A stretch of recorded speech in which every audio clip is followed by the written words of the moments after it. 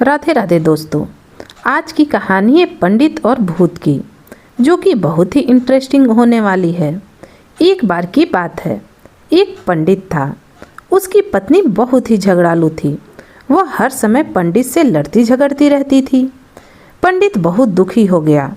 उसको ऐसा लगता जैसे उसे सूली पर चढ़ा दिया गया हो। वह सहमा सहमा और डरा डरा सा रहता। पंडित की पत्नी से सारा गांव थर-थर कांपता था। लोग कहते थे कि उसका नाम सुनते ही देवता तक कांपने लगते हैं। हम क्या चीज़ हैं। पंडिताइन रोजाना पंडित जी को गाली गलौज से अच्छी खासी पूजा करती थी। पंडित जी थे कि उसके आगे बोलते तक नहीं थे। आखिर में पंडित जी ने थक हार कर अपना घर और गांव छोड़ने का निश्चय किया।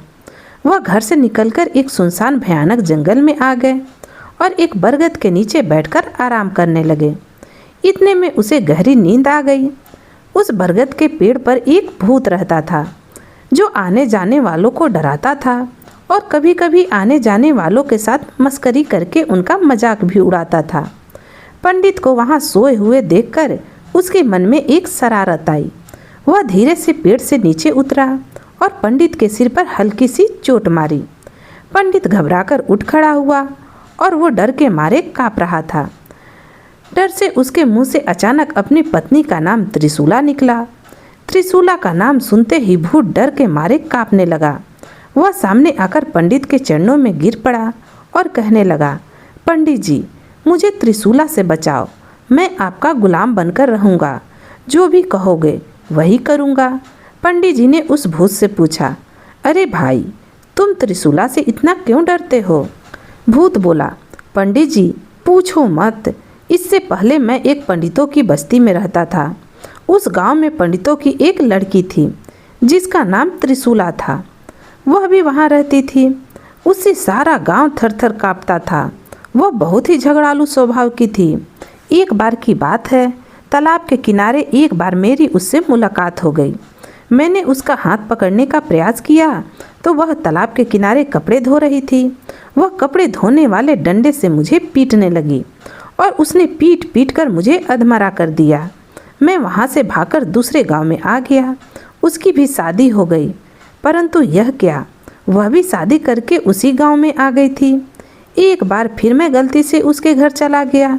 उसने मुझे पहचान लिया और भीतर से मूसल लेकर आई और मुझे मूसल से पीटने लगी। बड़ी मुश्किल से वहाँ से बचकर भागा। अब मैं इस सुनसान जंगल में रहता हूँ। कहीं वह यहाँ भी ना आ जाए। कृपा करके आप मुझे उससे बचाओ। भूत की बात सुनकर पंडित को संतुष्टि हो गई। पंडित ने सोचा, लोग तो भूत से डरते हैं, परंतु यहाँ तो भूत ही मेरी पत्नी से डरते हैं। कितनी बहादुर है मेरी पत्नी। पंडित ने मन ही मन विचार किया। भूत ने पंडित को बताया कि इस पेड़ के नीचे खजाना है।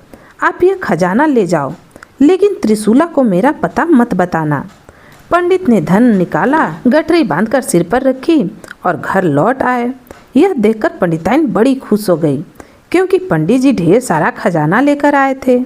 अब वह उनसे लड़ाई झगड़ा भी नहीं करती और उन्हें गाली गलौज भी नहीं करती। अब पंडिताइन ने पंडित को डांटना और सब कुछ उनके साथ झगड़ना वगड़ना बंद कर दिया था। इस प्रकार वे दोनों अब खुशी खुशी रहने लगे। तो दोस्तों, कहानी यहीं समाप्त होती है। आपको यह छोटी सी कहानी कैसी लगी, प्लीज़ कमेंट करके ज़रूर बताइएगा। और अगर अच्छी लगी हो तो इसे लाइक और शेयर कीजिएगा। अगर आप मेरे चैनल पर नए हैं तो चैनल को सब्सक्राइब भी कीजिएगा। कहानी सुनने के लिए आपका बहुत बहुत धन्यवाद।